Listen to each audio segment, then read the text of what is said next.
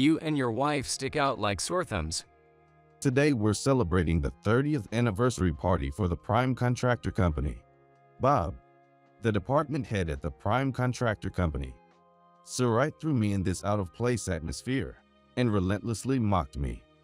As I, being timid, couldn't talk back and remained silent, my wife Hazel, standing right beside me, grabbed Bob by the chest and confronted him aggressively. Hazel boasts, undeterred, while Bob continues to look down on us, as I worry that Hazel, infuriated by Bob's attitude, might do something outrageous. She pulled out an envelope from her bag.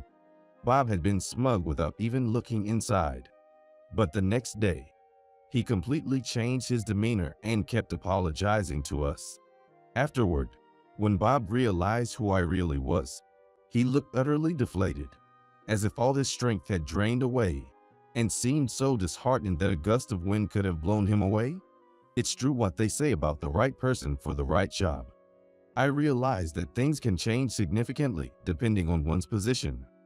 My name is Ray Charles, though ironically, despite my name suggesting sunlight, I've always preferred a role behind the scenes. At 48, I find myself in a position far from that world, running a company, having married Hazel, and since her family owns the business, I ended up joining her family's company. The company I took over as CEO mainly handles interior construction as a subcontractor.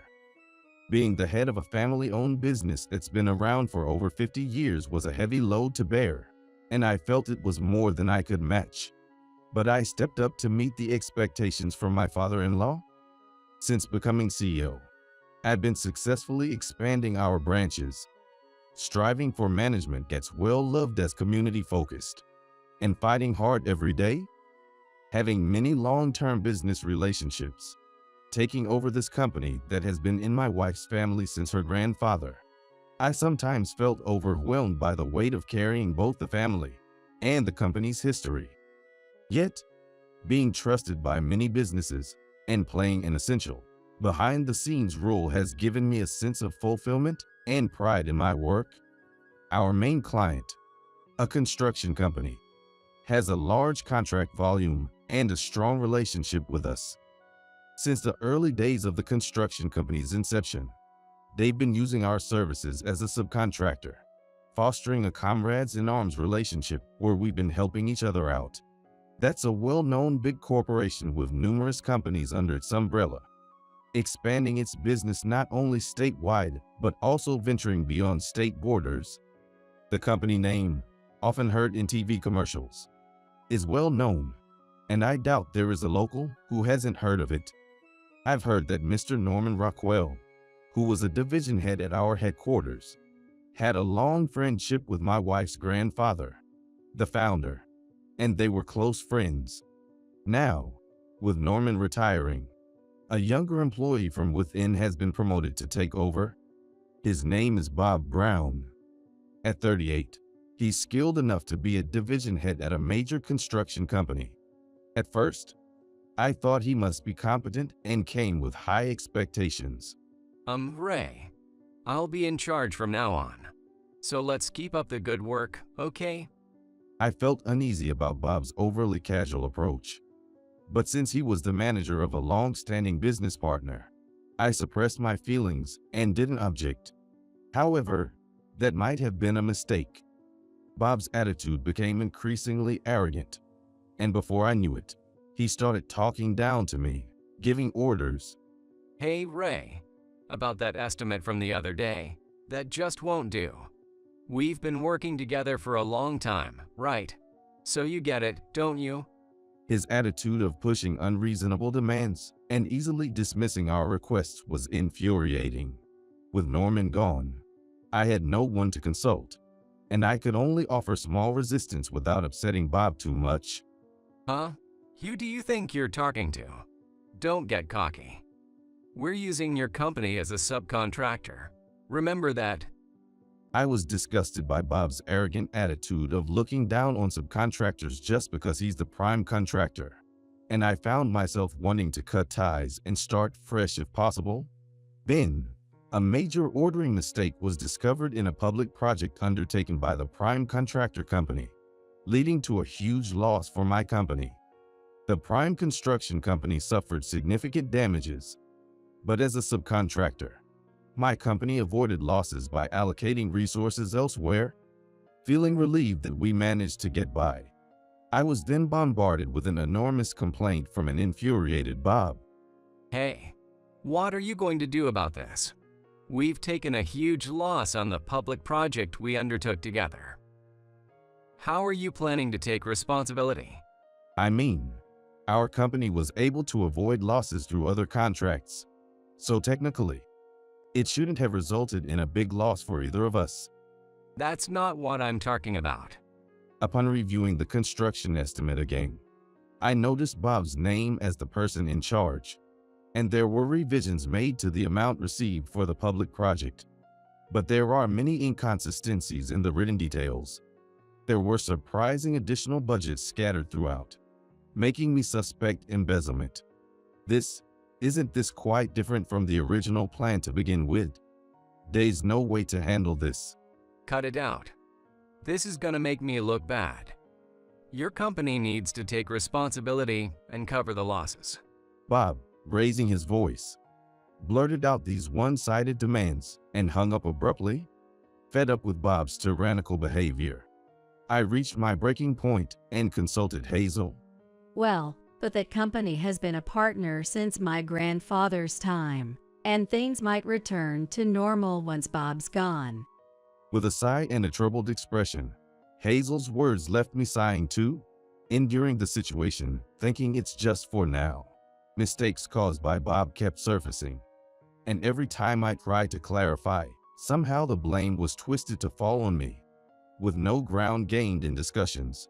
Then, one day after such continued occurrences, I was invited to that construction company's anniversary party. I was invited to the event not by Bob, but by an acquaintance. That company was reaching a major milestone with its 30th anniversary, and it seemed like they were planning to overhaul the board of directors, including the CEO. With a change in leadership, the company's policies are bound to change too. That would likely mean the end of my troubles with Bob. With that hope, Hazel and I headed to the party venue. The place, filled with branch managers and other executives from various regions, was wrapped in an extravagant atmosphere, making me, feeling out of place, shrink back. While I was nervously looking around, Bob, acting like he owned the place, approached me. Seeing me acting suspiciously nervous, he started berating me from a position of superiority. Why is a mere subcontractor like you even here? Do you realize how important today's party is? Hazel, fed up with Bob's arrogant attitude, confronted him head-on. Excuse me, who do you think you are? Today's party is to celebrate the hard work of the employees, not for you to act all high and mighty. So Hazel, who despises dishonesty, Bob, who does nothing but make mistakes, must have been an irritating sight. Trying to calm down Hazel, who was on the verge of exploding, sent shivers down my spine. Despite the situation, Bob continued his arrogant demeanor, looking down on us. Just the empty talk of people who've only done menial work. You and your wife are out of place here. It'd be better for you to leave, for your own good. After downing his glass in one gulp, Bob, with a smirk, handed it to me as if ordering me to clean up. What's this? You're clueless, huh? It's my kindness to give you a job for today since you're so useless. Hazel, furious at Bob's remarks, brushed aside my restraining arm and grabbed him by the collar. In this hopeless situation, all I could do was stand there, knees trembling in despair. I fought Hazel, driven by anger, was about to land a heavy blow on Bob's face and hurried to stop her. But in the next moment, Hazel pulled a brown envelope used at the company from her handbag and thrust it towards Bob's face instead of her fist. Call the president. I'm terminating contracts with all 70 subsidiary companies. Hazel spoke unexpectedly calmly. but her face was as furious as if she were wearing a demonic mask. After forcefully pushing away Bob, who she had grabbed by the chest, Hazel pulled me by the arm and headed outside. Next to Hazel, taking deep breaths outside, I called the person who had invited me to today's anniversary party. Tom, sorry, but we've run into a bit of trouble and have to head back urgently. Is that so? I don't know what happened, but that's really too bad. I was hoping we could catch up after such a long time. I'm really sorry, especially on such an important day. The one expressing regret over the phone was my friend, Tom Hanks. Tom is an important figure in my life, a best friend since our school days, with whom I've shared various experiences. I knew Tom was also planning to attend today's anniversary party. However, it was inevitable. Just Bob's presence was enough to make Hazel's anger boil over instantly like a rapid water heater. The next morning, before the employees even arrived, Bob, looking frantic, suddenly barged into my company. I'm terribly sorry for what happened. Seeing an unexpected apology out of the blue was a first in my life, and I was so shocked that I was left speechless, frozen in place. Next to me, Hazel, who had been watching, spit out her coffee and burst into a fit of laughter. What is that? Don't make me laugh so early in the morning. I'm laughing so hard it hurts. While Hazel was laughing her heart out, I, bewildered by Bob's bizarre actions, was taken aback and couldn't grasp what was happening. What in the world is going on here? That is... While apologizing with his face down, Bob started to explain what had happened after we left yesterday. His words, shaky and tearful, were hard to catch, but it seemed that right after driving us away, Bob was nearly fired on the spot by the furious new president. Did you, by any chance, give yesterday's envelope to the new president? Yes. I didn't realize that the contents of that envelope were so crucial to the company. As Bob remained frozen on his knees on the floor, Hazel began to explain the nature of our business. Originally, the founder of the construction company Bob worked for was an employee of this subcontracting company started by Hazel's grandfather.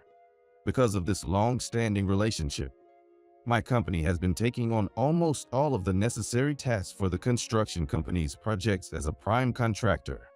When the construction company was just starting, it was able to continue operations smoothly thanks to Hazel's grandfather, who, as a subcontractor, took on the complicated associated construction work for a wide range of jobs, from private sector requests to public projects.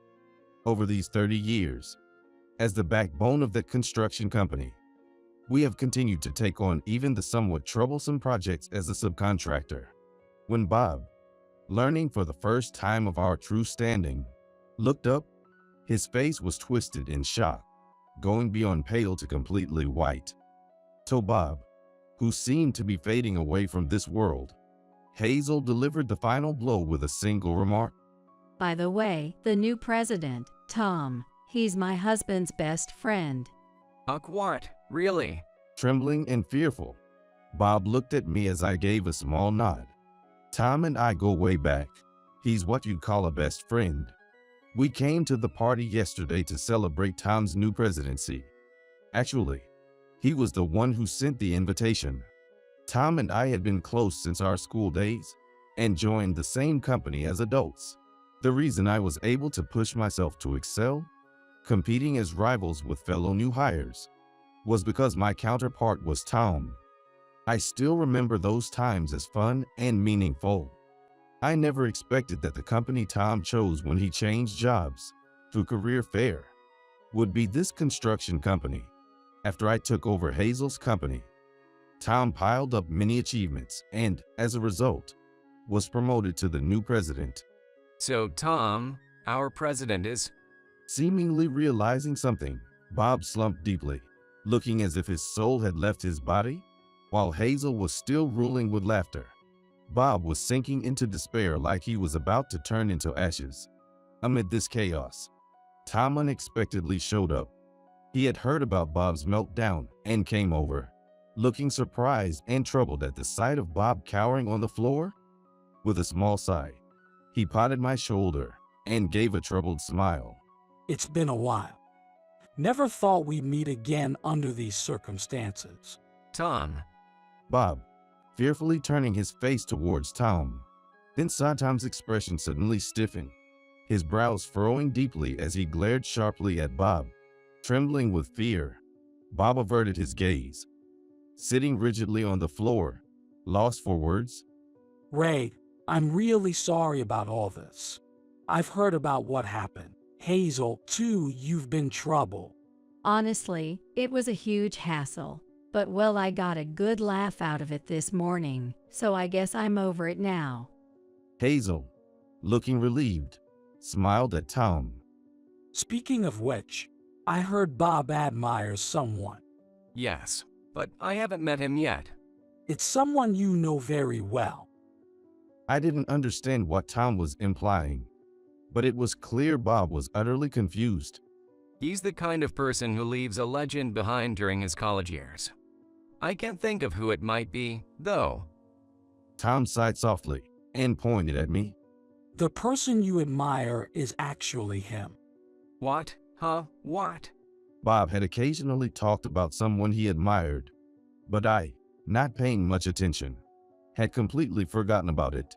This person had started a business during college, received requests from many companies for sales and corporate strategies, and made astonishing profits. His name became famous on its own, and before he knew it, he's become known as a legendary figure not only among current students, but also among alumni who graduated before him. Simply put, I was that person during my college years.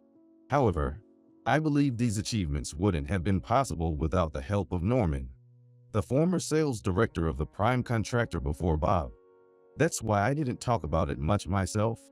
Yet, despite it being 10 years since I graduated, Bob had heard some buzz and seemed to have developed an admiration for me.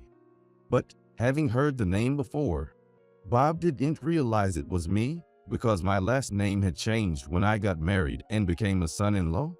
Is that really true? Well, yes, it is. Upon learning my true identity, Bob suddenly started crying and extended his hand for a handshake. Seeing him like this, Hazel, for some reason, was smugly grinning. A stunned Bob stared at me, forgetting to blink, feeling a chill down my spine from his gaze. I was creeped out. What is it? No, just. You and Tom are really close, huh? Well, yeah. He and I are like comrades in arms. Tom laughed playfully, and Bob nodded slightly, though he seemed unconvinced, tilting his head. The term comrades in arms must have been confusing for him. I added a little to Tom's story. Tom and I were not only old friends, but he also supported me in the business, which eventually led to me being considered a legendary figure. My achievements are inseparable from Tom's presence. It was embarrassing to say it myself, but Tom is more than just a precious friend to me. Well, that's the gist of it. Simply put, I've been the storyteller of his feats, watching from the best seat in the house. It's not just that, right? I don't know anyone as capable as Tom. When it comes to my stories, Hazel tends to boast as if they were her own. Even Hazel seemed to respect Tom greatly, talking proudly as if it was about herself. After all, you were the consultant for that prime contractor company, weren't you? Wait, could it be? The person who's been the key player in turning around the company, as I've heard through the grapevine. I think that was me. After taking over Hazel's company and doubling its profits, recognized for my achievements, I was also managing the consulting for the prime contractor company, recommended by Norman. Knowing Tom was already making strides as an executive at the prime contractor company, I worked with him, reminiscing about our college days, and we successfully tripled the company's scale. And with Tom's presidency, it was decided that my company would take over the subcontracting for all 70 group companies. though it meant working with subcontractors and affiliated businesses. Our profits were incomparable to before. Having heard my story, Bob seemed to understand, dropping his shoulders and staring off into the distance as if lost in thought. As a result, Bob ended up making enemies not only of me, but also of Hazel, sitting as the chairman of the subcontracting company. Consequently, Bob, far from just losing his managerial position, could no longer work at the company and was put on immediate suspension, with his termination decided after a holding period. Feeling sorry for Bob, who was completely outmatched, I decided to show a bit of mercy by introducing him to a subcontracting company benefiting from our recent business expansion. This company, too, was facing a labor shortage and was thrilled to acquire Bob as a workforce. Managing the 70 companies in our group was challenging, but within a year, the business began to yield results. Just as the new ventures were taking off smoothly, Bob unexpectedly showed up at my company. It's been a while. Thanks for everything. Bob, now accustomed to working both in sales and on site as a subcontractor, had completely changed from his former arrogant demeanor to being surprisingly humble. His flattering sales pitch, born out of his humble approach, seemed to be well received, and according to the president of the subcontracting company, Bob's exceptional sales skills were significantly contributing to the company. After Tom and I had successfully stabilized the group business, I received a call from Norman, inviting me out for a meal. Out of the blue and serious, he made an unexpected proposal. I'm thinking of starting something new. How about joining me? I was delighted by the invitation from Norman, whom I respected, and quickly joined the new venture. However, when he mentioned needing a young salesman, Bob's face popped into my mind. Knowing it's a long shot, I reached out to the subcontracting company, and they happily agreed to let him go, as a new recruit had rapidly improved under Bob's training. Can I really work with you, Ray? Bob asked, tears of joy in his eyes. As we shook hands firmly, there's a saying about the right person for the right place, and it seems Bob shines brightest beside those he admires. Of course, with Norman, and thanks to Bob's efforts, the new venture quickly took off, and orders kept increasing smoothly. Bob's gaze, sparkling with admiration, felt dazzling. But it reminded me that I must also strive to live up to his expectations. Leading people is not easy, but thanks to Bob, I've been made to think about how others perceive me, and it feels like I've grown a bit more.